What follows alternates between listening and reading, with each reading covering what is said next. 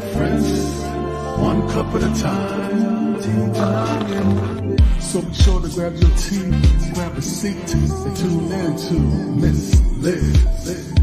Tea time, making a difference, one cup at a time. Tea time, yeah. Tea time, time.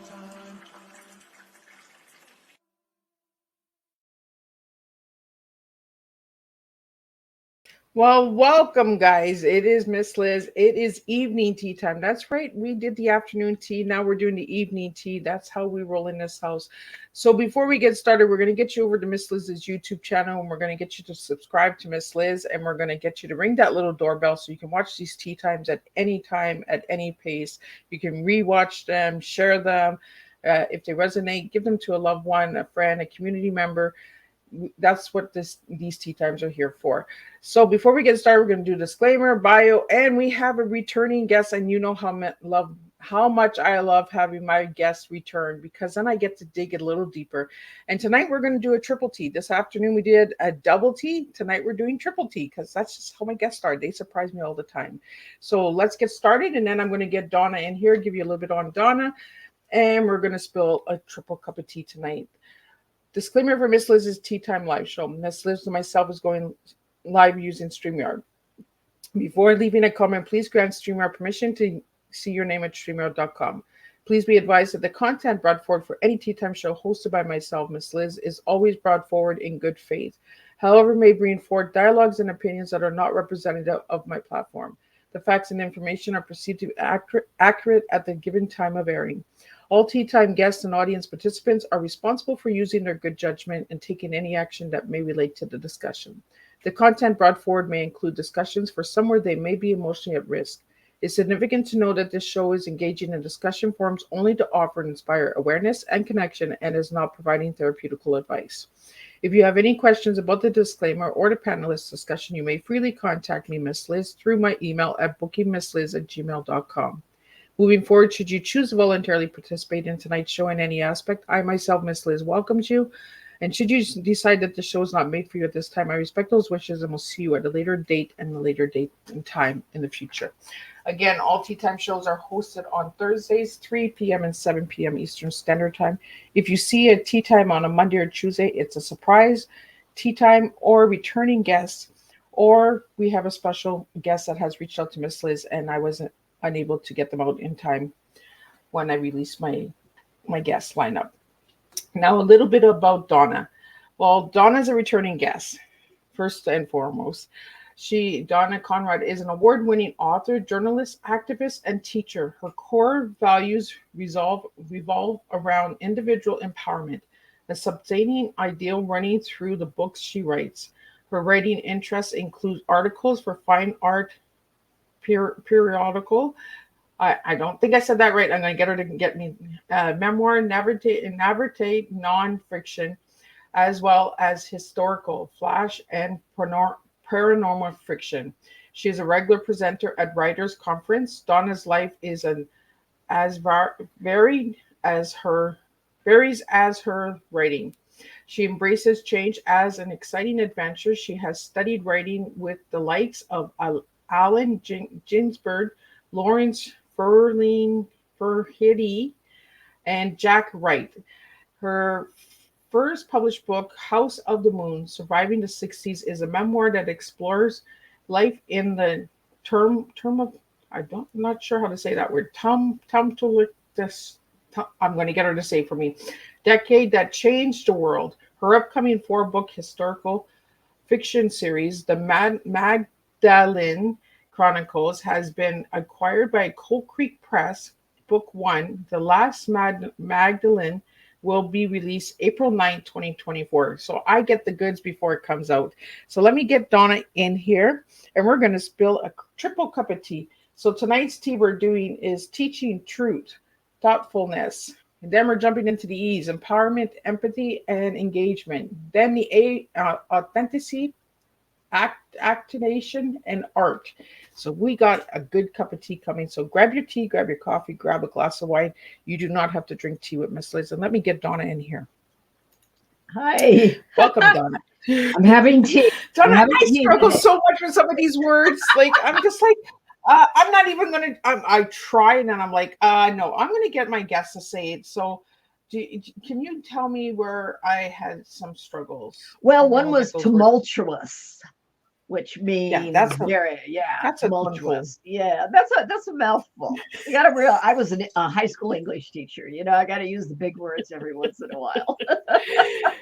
That's okay because you get my brain to move a little bit, right? So now I know Right. how to Tumultuous. tumultuous. See, I get lessons Close on enough. tea time. Close enough. My oh. And I struggled with the name Lawrence. Do you want to say his last name? Lawrence Ferlinghetti. He was one of the beat poets in the 50s and 60s, and he founded. Okay, now my brain is gone. Someone help me. City Lights Bookstore in San Francisco. So it was one of those things. My brain flashed off. Remembering the. 60s, I swear, guys, we're only drinking tea for now. For now, right? Well, Donna, it's a pleasure to have you back. I always love when my guests come back because then I get to go a little deeper with you guys. The ice is already broken, so then I can dig a little deep. So, Donna, I want to get into it in case anybody missed your first time on Tea Time. Share a little bit on who you were as a little girl and who you are now as a grown lady. Oh my goodness! As a little girl, let's see. I remember this part. Well, so as a little girl, very little, I thought everything was possible. I mean, my mother read to me from every night, and my father was wonderful. My sister and brother were delightful, and I just had a wonderful time. And then I hit about 12 years old, and my life kind of fell apart. So as a little girl, it was all wonderful. As a teenager, it was all pretty bad decisions, violence, kind of waking up to a nightmare from this idyllic dream.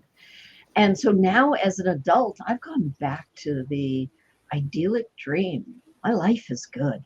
I love writing. I love engaging with people. I love telling stories about women that have been marginalized throughout history. And so I've kind of flipped. Those middle years are kind of like, okay, we're not going to pass them by. We're going to write them as good therapy here in House of the Moon.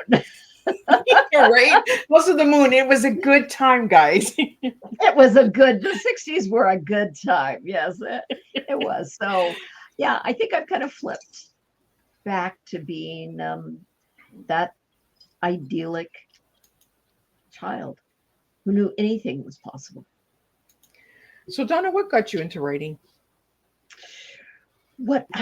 So I used to write stories and read them to my teddy bears and my bunny rabbits.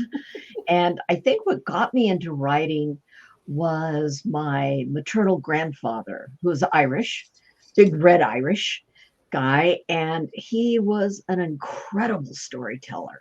I mean, he had us as kids just entranced.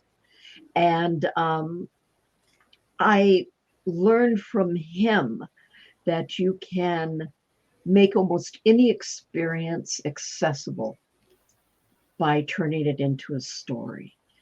And, whether it's a moral, story with a moral, or whether it's just for entertainment, or whether it's for information, he made storytelling come alive to me. So I think that got me into it. And then my high school English teacher, when I was deep into drug, sex, and rock and roll in the 60s, he saw something in me and kind of pulled me out of my shell and gave me a love of literature as opposed to just the storytelling. So combining those two gave me the love of writing. I like that you said love of literature. That sounds like a good country song. Yeah, it would be. For any of those songwriters out there, right? You can maybe write a good song called "The Love It's of yours. Literature." Take it. Right? The love of literature. We did that the last time we had tea time too. I think we put something out there that we were like, if anybody's listening, you can go ahead and do this. There's So enough Donna, for everybody. right? We had a good old time the first time. Donna, let's get into this book that's coming out. I get first dibs because it's coming out on the 9th of April. So I get the pre-show, right? You do. You do. Yes. So what can we expect on April 9th, this book? On April 9th, well, the last Magdalene is my recasting the person that we know now as Mary Magdalene that has come down to us through the New Testament. But it's a first person narrative. So it's her story told her way of her being a strong, courageous, passionate woman who stood on her own, was vital at a pivotal point in history, and yet has been written out of the history that has come down to us. So after working with a Magdalene scholar, a Hebraic scholar, a Christian scholar, doing tons of research, I've come up with a story that I feel is historically accurate, with the fictional part being what was said, because we can't know what was said, but what it was like in first century Judea when an entire people was oppressed and occupied by a foreign power, Rome, which was incredibly patriarchal. And we've heard, make the world Rome. So they came into this country, to these people that worship differently than they did, and say, okay, your money's not worth anything. You can't say what you want. We're going to tell you what to do. And so it was an incredibly stressful, violent, and repressive time. And the people were waiting for what we know today as Messiah, or in Hebrew, it's Messiah, unless I messed that up. But that meant a king. It didn't have the religious overtones until like the Middle Ages. So it was strictly a king. And this king was prophesied that when he arose and took the throne, he would overthrow a mighty enemy and establish 1,000-year reign of a golden reign of peace and prosperity, and unite the two kingdoms of Judea and Israel that were split after King Solomon's death. And so it's looking at it from, I guess you could say, demythifying the people that have come down to us. So Yeshua Bar Joseph, who we know as Jesus, Joseph of Arimathea, the Magdalene, the whole cadre that went about trying to overthrow Rome. So the last Magdalene, was that also about a goddess, Donna? A what? I'm sorry? A goddess? The Magdalene, I am saying, was a title, much like in Arthurian legend, the Merlin was the chief druid. It wasn't, Merlin wasn't their name, wasn't his name. It was a title. And so I'm saying the Magdalene is a title of a high priestess. In Hebrew, Magda means elevated or tower or high. And the town of, so we often hear it's Mary of Magdala. The town of Magdala. The town of Magdala did not exist by that name at that time. So to say someone came from a town that didn't exist until late in the first century, Trisea was renamed Magdala, just like the town in the area of Nazareth was renamed Nazareth once Christianity began to expand. They went back and had towns changed. But to say that Miriam in Hebrew, when she's mentioned in Aramaic, I'm sorry, in the New Testament, the original language it was written in, and Greek, it's either Miriam the Magdalene or it's Miriam Magdalene. It's never of. And so that's part of the story that's been reshaped to fit a certain narrative, that she was just this woman who came from a fishing village. So and she supported Jesus. So Donna, when did the religious aspect come into it? I think When did it come into it? Well, there are several different I guess there's incarnations of different it. versions, right? There's different. Well, they're different is, I mean, Christianity began as a sect of Judaism. It was kind of be the Yeshua Bar Joseph sect within, and his brother James started in Jerusalem to do that, to promote his teachings.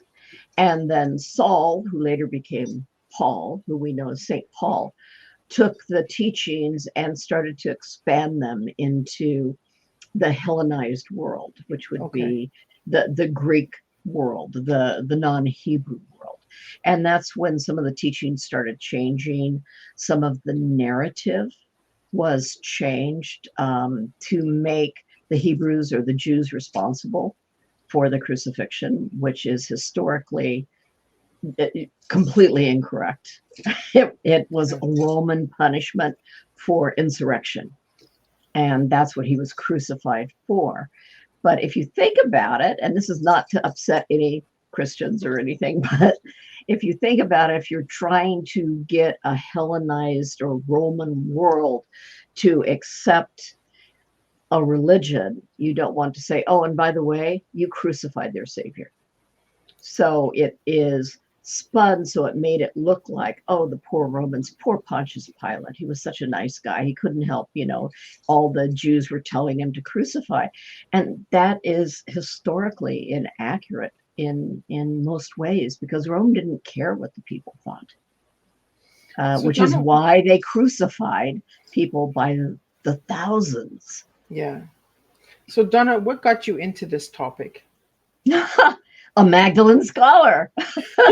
Yeah, a Magdalene scholar, Johnny Cozina, who read one of my earlier books and said, you write so wonderfully about women.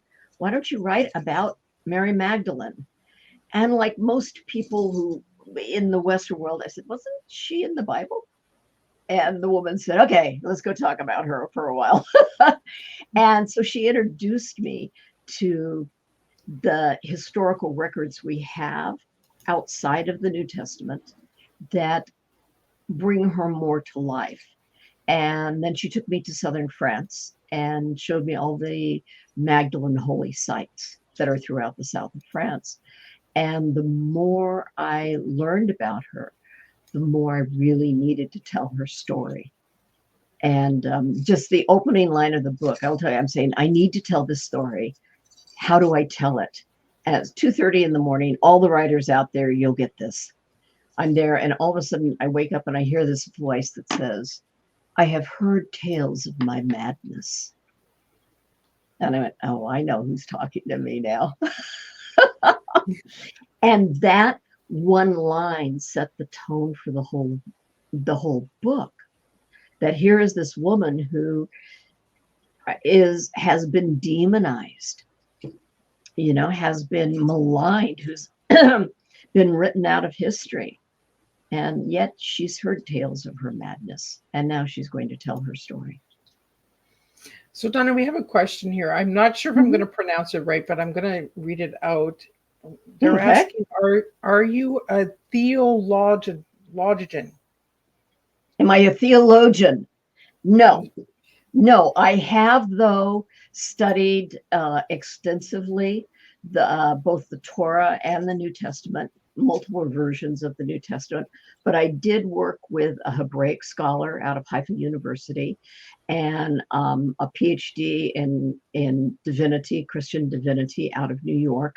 And so if I had questions about either Hebraic custom or law, or Christian interpretation of the texts that have come down to us, I would go to these two women and ask questions. And so I've done a lot of study, but I'm not a theologian. Can you tell me what a theologian is? Well, theology is the study or the study or the text of dealing with religion. So a theologian would be someone who has like a PhD or is at least has a master's and has studied in depth all aspect of religion theology. See, I And just so I've learned something new. See my get. See there my you universe go. and Thank my you for that guests always question. teach me something. That was a This good is why we question. do this, right? This is why we do this podcast. I'm learning all the time. You're never too old to learn something new, and I just learned something new. So thank you for that, and thank you to the viewer for asking that question, because I've never heard of the word. I never knew of the word. So, and for all my listeners out there, we just learned something together. So thank you for that, Donna. Theology. Right? So, Donna, I want to get into your tea, because your tea is really interesting. Like, you really Ooh, gave me a triple tea here. I So did. let's go through this tea. Let's go through the T, the E, and the A, and let's really have some fun with it. Because for the T, you gave me teaching, truth, thoughtfulness. So let's get those three words out there. Why those three words? Well, teaching is a big part of my life. It's what I'm dedicated to. And whether it was teaching high school English, teaching karate, teaching dance, teaching writing, I think we as teachers learn as we go. And I think passing on knowledge and perceptions and ways to learn more is so important to the world. It's how we advance, it's how we mature. The second one, Truth. truth. What truth do you want out there, girl? Oh, goodness. So, truth to me is what is in your heart and in your mind. And truth to me is not always kind, but it's always, gosh, another word is honest. But I try in my life to always tell the truth as I know it, as I've studied it. And truth is really kind of under attack these days. We have uh, so many different stories told that are all supposed to be truthful. So I think for everybody to be as true to themselves and as true to the subject matter they're presenting is vital also. Yeah, because I found on your website where did I put this? Be yourself. Everybody else is taken. So Okay, there's your truth. Oscar Wilde. God, I love Oscar Wilde, but he said that, yeah. Be yourself. Everyone else is taken. Right? Like, I think it's plain and simple, right? Just be honest and be yourself, Mhm. and the truth is not always easy to hear, but it always has a way of surfacing. It always has a way of coming to the table. Well, So, I, changes throughout time. I mean, there was a time when truth was that the world was flat. We didn't know any better. So people who said that were not being dishonest. That was the truth as we knew it. And so to keep expanding our understanding is to find more truth. yeah. And the last word for your T is thoughtfulness. Yes. So, where are we going with that one? Oh gosh, to be thoughtful is for me, to take a deep breath, to sink into my thoughts and how to express them in a way that is kind, which is another word for being thoughtful, and to always take into consideration who I'm with and what is important. So some things are very important to me and other things are not, but being thoughtful to me is another way of saying being kind. Well, and we could say thoughtful, because when we use the word kind, I think it gets overused like the word love, right? Everyone's saying, "Oh, Mhm. I love you," but they've lost the meaning of the word love. You Mhm. know, the word truth. A lot of people. I'm being truthful. I'm being honest. Ugh. I really want to just take everybody, and you know how we used to have to do 5 words and figure out the definitions in school. The teachers would tell us to do our homework, and we had to figure. I'd like to send a lot of people, like, when they come to me and they say, well, I'm honest, and then you find out that they've lied to you 3, 4 times. It's like, do you understand what the word honest means? Like, so, but That's let's why I get tend into your to say I try to tell the truth. As on the Wait, last you try. yeah, you try. And like I said, I try not to be judgmental. I still Right? am, but it's an attempt all the time. Yeah. And I think that we all have faults in us, Oh, sure. but we all can try our best. So let's get into the E's, Donna. You Okay. gave me empowerment, empathy, and engagement. I think this is going to be some fun here. So Oh, let's start. empowerment. Well, I know you got a lot of empowerment, girl. well, it is, to me, empowerment again is being able to step forward and stand for something that is important to you. And through why I started writing about women throughout history that have been silenced or marginalized is to empower their memories, but to empower people today to make a stand, to say, this is important. I'm important. I have a voice. And for women, for so many minorities, our voices are taken away. Yeah. And so empowerment to me is standing up and saying, I exist, I have a voice, I have thoughts, and I'm going to express myself. I love it. Let's get into the empathy. Empathy. Empathy is being willing to put yourself in someone else's shoes. To empathize with someone is different than sympathizing with them. To empathize is to be willing to attempt to feel what they're feeling. And we talked earlier about my Irish grandpa. Yeah. And he would always say, you never know what a person's been through, so don't judge them. So I guess empathy goes with the judgment. I try, especially if people are not happy with what I say or what I do or what I write, to empathize with where they're coming from. And I think last time we talked about this, I don't feel somebody else needs to be wrong for me to be right. And so I Right? don't need to convince somebody and say, no, no, no, you're wrong. Your understanding is wrong. Our understandings can be different and they're both okay. And I think that is close to what I consider empathy. Yeah. And we did talk about that on the first tea time, We Mhm. both have different perspectives. You see the 6, I see a 9. Doesn't mean that either one of us is wrong. We just see it in a different way.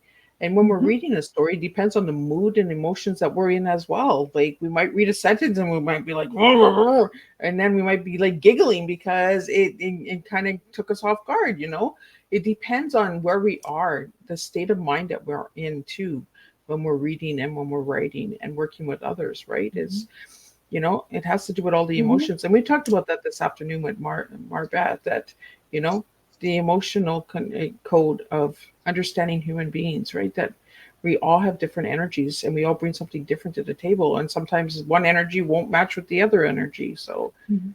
And that's what empaths are able to feel, what other people feel. And so it's difficult for them to maintain their boundaries.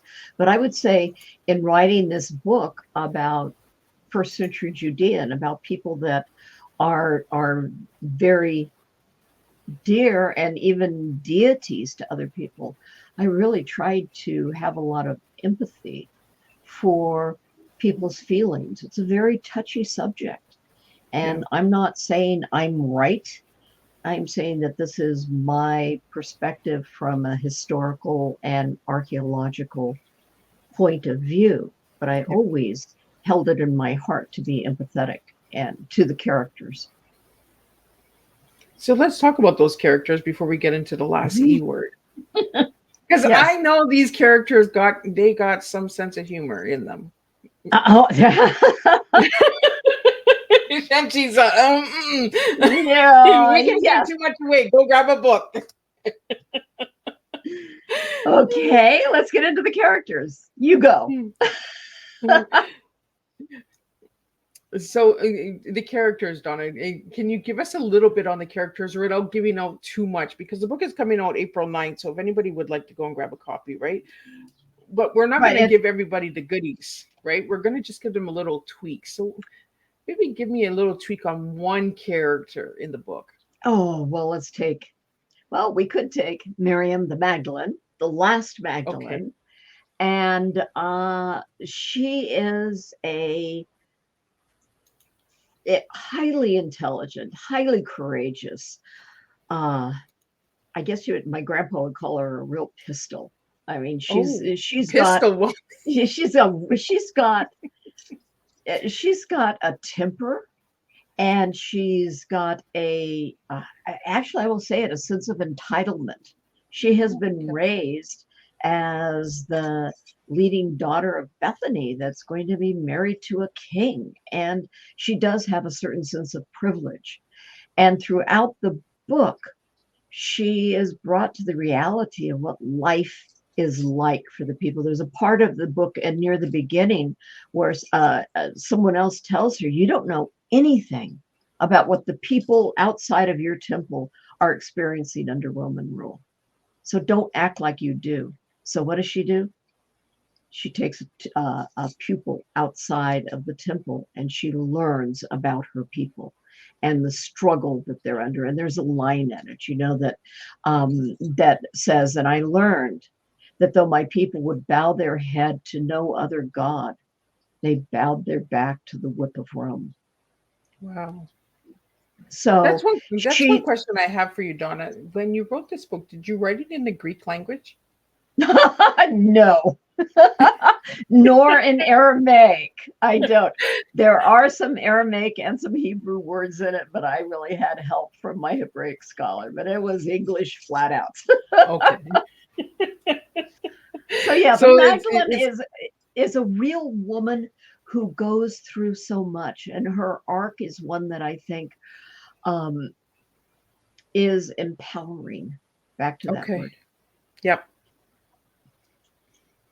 So see, if anybody wants to know more about this book, you got to go at April 9th, because that's when the book's coming. It's pre-order right now, and it'll be delivered on the 9th. Oh, well, look at you go there. And we have, before we get into the word engagement, Donna, I want to get it out there that this book has already won a couple of awards. 5, as a matter of fact. So and I encourage all writers out there to enter pre-publication contests. Put it out there, even if you have to do the dreaded synopsis. Yes, you do. We talked about that before the show. Yes, we did. But enter in contests and see what comes back. You could win. You could have your work validated before it's even published, and that helps move the book forward. And actually, winning a couple of the contests early on helped me find a publisher, because somebody else that is in the know in the writing community has said, yeah, this book is worth it. And so just enter them. So 5 awards. Yay. I think it's pretty cool. The book is not even out yet and the awards are already won. So that just goes to tell you how good the book is, right? You want to go and grab a copy for this book. I never realized that you were able to enter awards before the book was released. So that's something new for the listeners as well, to know a little bit more information on that. So how could they go about doing that, Donna?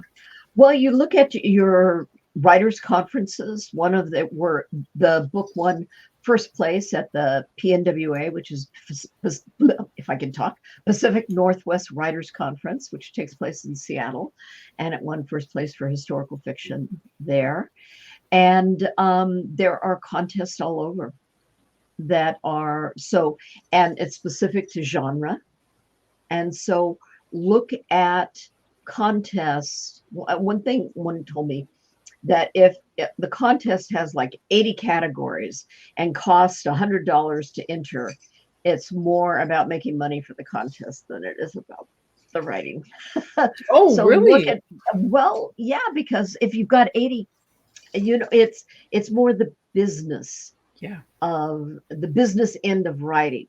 So look for legitimate contests that generally have a small, a low fee to enter, and that they're willing to give you comments back.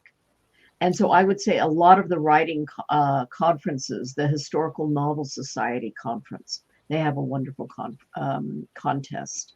As I said, PNWA, Surrey International Writing Conference, they are really, really, what am I going to say, authentic. And so don't be afraid to enter them, because that's when you get feedback. And then try to be graceful when you get the feedback. Feedback is good, right? I tell this all the time. Feedback Like, is good. if Yes. we, a good construction feedback is good because it actually helps us as writers to dig deeper or go in a different Mhm. direction that we might have not thought of going had we not gotten that feedback. Somebody might read the story in the book and say, you know what, I wish you would have went just a little deeper, or a little less. That was a little bit too much. So then when you're writing a second or a third of a series, then you know where to pull back and where to put in.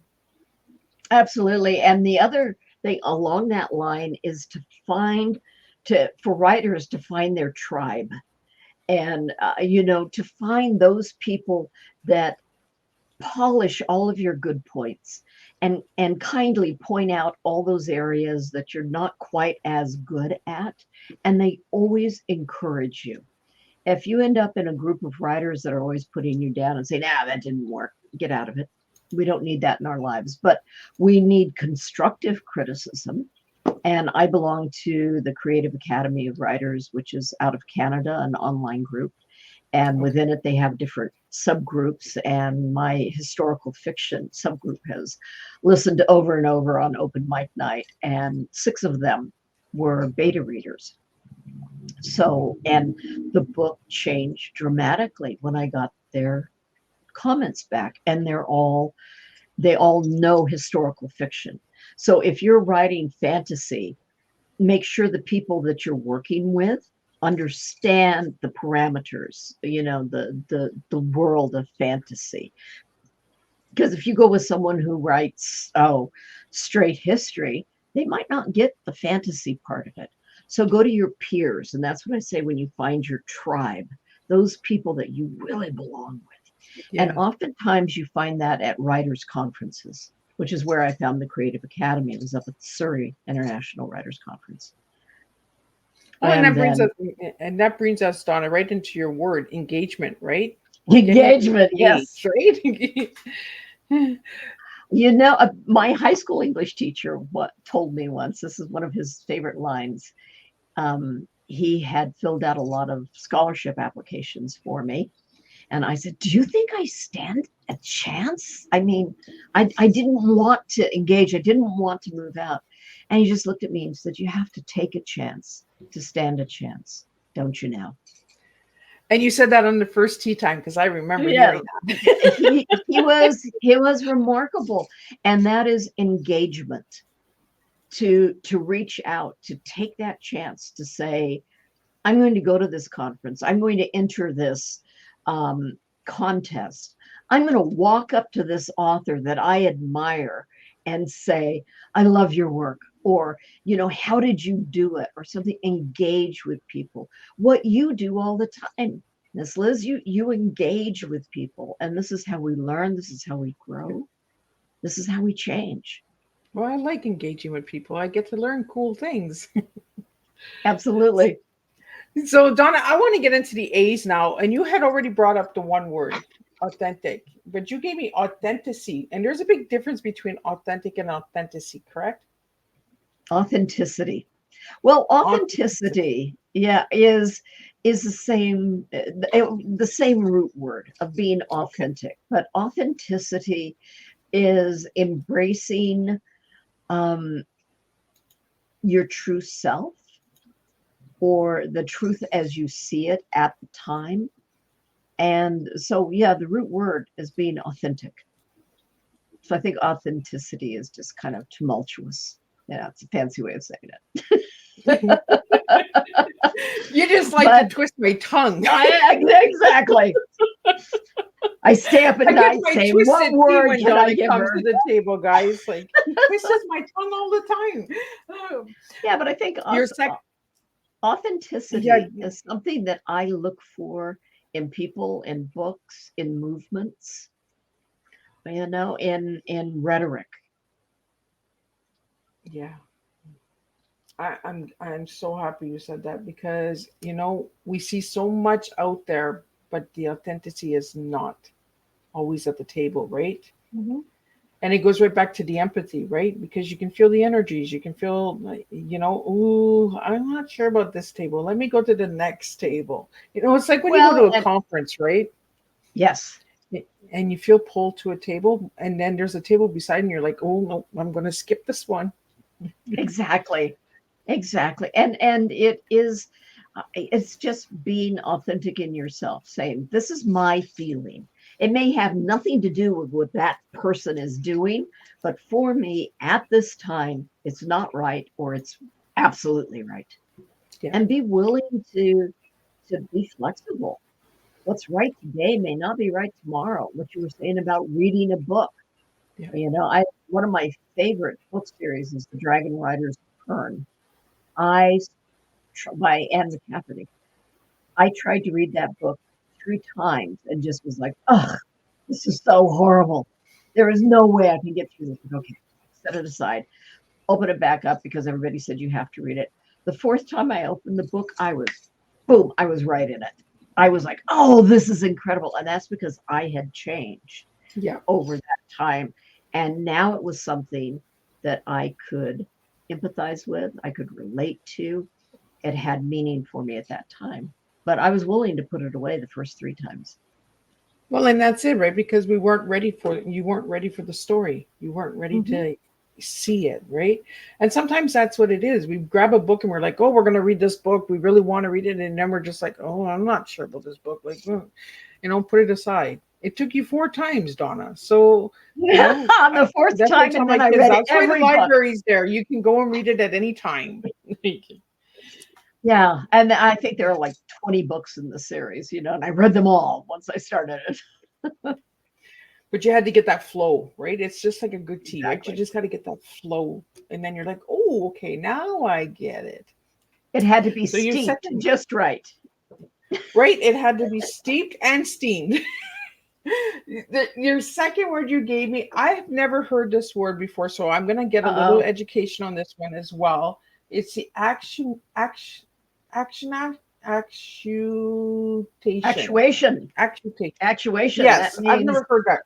to put it bluntly, do what you say you're going to do. Actuation. Oh, well, Make I it like that word. happen. So Oh, that's it my new you word. make it happen. So the actuation, you turn the key in the car, the actuation is the engine starting. So it's doing what you say you're going to do. I And like it. it is the mechanism by which something is accomplished. See, Whereas and this is why I have guests like you, Donna, because I have learned, right? well, Because I though, didn't have that education. I'm a high school dropout. I got married, I got pregnant, I had all the babies and all of that. But I mean, I learned at almost 50 years old. I'm going to be 50 in May, and I'm learning today from you, Donna. So thank you for that because you are we're so never welcome, too and never stop learning. Never. But right. the work something is activated. That term. So this is the mechanism by which something is activated. Okay, so these are like the gears. This is like the actuation. So this is a chain on a bike, right? We're on a bike and we have the gears, we have the chain. So and it's going and it's working. right? It's actuated. Actuated. And for everybody And listening, these are not dictionary. These are not dictionary definitions. These are just how I relate to these words, because you should be getting comments going, that's not what the dictionary says. Right. We're going to get everybody doing homework after this tea time. And Donna, your last word was art. Art. I'm curious about this word, art. Art is, to me, as the creation of something that is visualized or realized inside of a person, and is it is given out to the world. And to me, in writing, there is the art of writing and there's the craft. And for everybody, you need to have the craft. Like, you might want to paint the Mona Lisa. You better have some craft behind that to produce that type of artistic result. So the art, to me, is longing for the divine. I mean, it's putting that into form. It's giving life. And for me, it's given life to beauty. And I know there are people who create art that is disturbing, art that is destructive, and art that is hateful. So art can elicit any emotion. And to me, that's what art does. It elicits emotion, but it comes with the creative genius that is in each of us. And that creative genius, it longs for expression. So to me, I mean, your tea, that is art. Your grandma's baking is art. It doesn't have to be a painting or a book or a sculpture. It is something that is created and, to me, brings beauty and love into the world. And you did promise, you've been promoting this tea time, and you said we were going to talk about the universe, and look, the universe comes into the conversation. Yeah, I said has life. A way of bringing it to the table, guys. I'm telling you, Donna, I love having you here as a guest because you open my eyes to different ways of seeing things and different perspectives of seeing words. Because people say art and they think of music and painting and sculptures and stuff like that. But you just put us into the word art in a different, deeper understanding. Grandma's cooking, this tea time, it's different art forms created in the universe. And I just love it. Like, you always take me on a journey, and I love it. Like, oh, thank you. What you're referring to, go ahead. No, go ahead. Oh, I was going to say, what you're referring to is when I said, join Miss Liz and I, because we'll talk about life, the universe, and everything, which comes from Douglas Adams. Anybody listening out there will know from Hitchhiker's Guide to the Galaxy. And that was the question that all of these people throughout all ages decided, what is the meaning of life, the universe, and everything. And they gave this to Big Think, the computer, and the computer said it would take several million years to come up with the answer. And then you have to read the book to find out what the answer was. Those of you out there will probably know it. But you just get me on the seat of my pants here. Like, I'm on the chair and she's like, we gotta go. Like, we're if driving, if you know Douglas Adams, you will know that the answer is not what you expect. And he was brilliant, brilliant artist. Yeah. I just love how you put me on the seat of my pants all the time. Like, I'm always like, where are we going? I'm getting excited. Like, she's going to take me here. She's taking me there. You know what I mean? So we always have a blast here when we have tea time together, me and you, Donna. I want to get into your color. Your favorite color. Do you remember what it is? What did I say? I don't know. Take a guess. Purple? Purple? She got it. Ding, ding, ding. I We have a winner. Oh. Okay. You had me worried there for a moment. Yes, I know. It depends on She's the like, day. oh, what did I tell her? What did I tell her? I gotta tell you, some days it is definitely red, other days it's black. Overall, I think purple. Yes. So why purple, Donna? Oh goodness. Well, we're gonna go into a couple things. Purple is a blending of two primary colors, red and blue. And I think the red is life blood, and the blue is that cool feeling of love that washes over you. And you can see, I mean, I wear blue a lot with some purple in it and that. And then also purple because at a certain time in the world, it was one of the most difficult and expensive colors to make. And you've heard of Tyrian purple, which figures in the book The Last Magdalene. And it was not only royal, it was sacred. And it was difficult to achieve. And now we just look at the color purple and it's like it's everywhere. But there was a time when it was exceptional. Yeah. I'm so glad that you remembered because I wasn't going to give it to you. I was like, I want okay, to see if she's going to remember. This is not a moment for senior mind freeze. What? I would have been really red. I'm not sure about that one.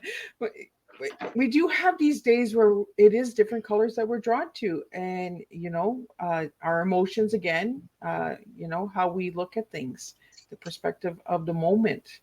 Donna, you gave me the word resilient for you. Yes. I asked you to give me one word to describe yourself as an individual. And you gave me resilient. I want to know why. Because I am. I keep going, and I say that to everybody I meet. There are days that you don't want to move. There are days that you don't want to face. But finding that resilient part in yourself, and to me that is at the heart of every living being. That it's that kernel that keeps us moving forward. And so for me, even on the worst days or worst nights, then it's like, I can do this. I can keep going. And if I don't, what is the alternative? That nothing happens, that I'm not living my life.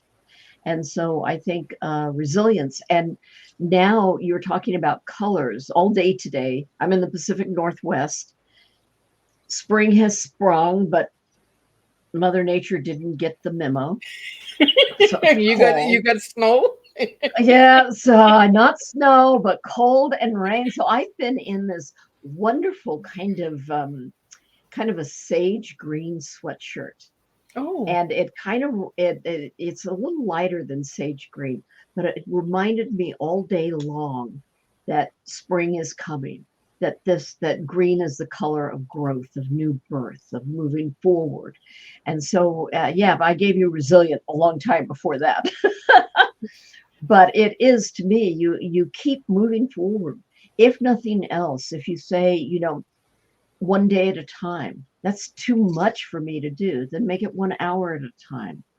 And in the worst case scenario, one breath at a time. Just take another breath and wait and see what happens. And it turns around. Just one more breath. I mean, life is an incredible gift. And living another day, as you know, is not guaranteed. So this is the day, and this is what I will do. And I will be resilient as long as I'm alive. And I love that you said that, because I am. I like that, because we need to stand strong on our words, stand strong on what we we look at ourselves. And resilience is a strong word, and I'm glad you gave me that word because that's what you are. You're a tough cookie. Thank What is you. that old saying? You eat piss and vinegar is what my Piss grandpa and used to vinegar, say. yes. You Yeah. know, Some days one you're a more than straight the other. Yeah. shooter, I right? try to be. That's what I say. I try to speak truth, which is why it's one of my words. And if, yeah, I don't know what else to say to that other than Yeah, I try to. And I try to do my best every day. And I try to stay resilient. And there are times where it is down to, okay, the next breath, as yeah, opposed to the next day or the next book. Sometimes that is a big goal. I mean, I'm writing The Lost and the Holy as book 2 in the Magdalene Chronicles, and that's a big commitment. And yeah, some mornings it really is just the next breath. Take the next step. What do you need to do? yeah. So Donna, you have a book fair or book fest coming up. In, Yes, I will be at the Los Angeles Times Festival of Books in Los Angeles on April 20th and 21st. I'll be signing books with the Black Chateau in their tent in the gold section. And I look forward to seeing anybody that happens to be in LA. Drop on by. I think it's booth 153, oh, but look at it that, should be 153. exciting. Yeah, it's Mm, the Festival of Books. I think there will be hundreds of thousands of people there. And so wow. for writers and readers, it's a great event. So Donna, what final message do you have for everybody? Oh my goodness. I think I've said it all. But You're never done, girl. yeah, yeah, I've never done. You're right. You know me too well. I do. I would say for people, a final message for people, be kind. Be kind to yourself, be kind to others. And if we all were to be as kind as we're capable of being, I think the world would turn around pretty fast. And it would be a place where we could create more art, where we could create more joy. So just be kind. And I said that to an artist friend, a writer who's having a hard time. And I said, be kind to you. So everybody out there that's listening, be kind, be nice to yourself. Love, creativity, everything starts with yourself. I love that you said yourself because we're always kind to others, but we forget about ourselves. So thank you for that. Mm-hmm. So Donna, if anybody would like to reach out to you, how can they reach you? At donnaconrad.com is my website. And if you sign up, I don't spam people. I don't send out a lot of stuff. But if you sign up, you'll be entered to win a ebook copy a real copy, a print copy of She's either like, The well, Lost Magdalene or House of the Moon, your thing. And then you also will get a secret password for the lost chapters of House of the Moon, oh, look at that. which were those that didn't make it into the book, but I still think they should have made it into the book. Right, because Editors, when you write a book, they take some stuff out, so you got to have they those little do. bonuses, right? They do. Yeah. It's my revenge on the editor. Who is great. I will Who made a return. great book. People will read this. Yes. So there, and then you can always email me at donnaconrad.com. I love starting conversations and exchanging ideas with writers and readers. So be kind, be strong. Thank you so much. It was a blast having you back. And you have wrapped up March of 2024. We are jumping into April already. And it is Easter weekend. So if you're celebrating Easter with your families, please travel safe and enjoy it. Take the moments and make special memories with your loved ones because life is precious. And I want to thank you, Donna, for closing up my March and good luck with April 9th. And for anybody that would like to get a pre-copy, reach out to Donna. I believe you can go to the website and get the pre-orders, Donna. Or you can go to Amazon or any any location. They're up for pre-orders everywhere. And you can Awesome. get either ebook or print book. Awesome. Good. And I will see everybody back April 4th with a whole new month of guests. And we're going to be touching on some Easter eggs. That's right. Miss Liz is leaving some treats. In March, we had some Lucky Charms. And in April, we're doing Easter eggs. And in May, Miss Liz will be off. So there'll be a lot of reruns of all 5 seasons that you can check out, because Miss Liz is taking some personal time to recharge herself and recharge her tea. So, until then, I will see everybody April 4th, 3 p.m. Eastern Standard Time with the next tea, and 7 p.m. Eastern Standard Time. And we'll serve another TEA to you all. Until then, thank you to all the supporters. Thank you to all the Instagram watchers. Miss Liz, I believe, Donna, you're my 5th show on Instagram. So thank you to all the viewers on Instagram. I do see you, and I appreciate you guys tuning in with your questions and comments. So thank you again. And I'll see everybody on April 4th, and have a happy Easter from Miss Liz, from my house to your house.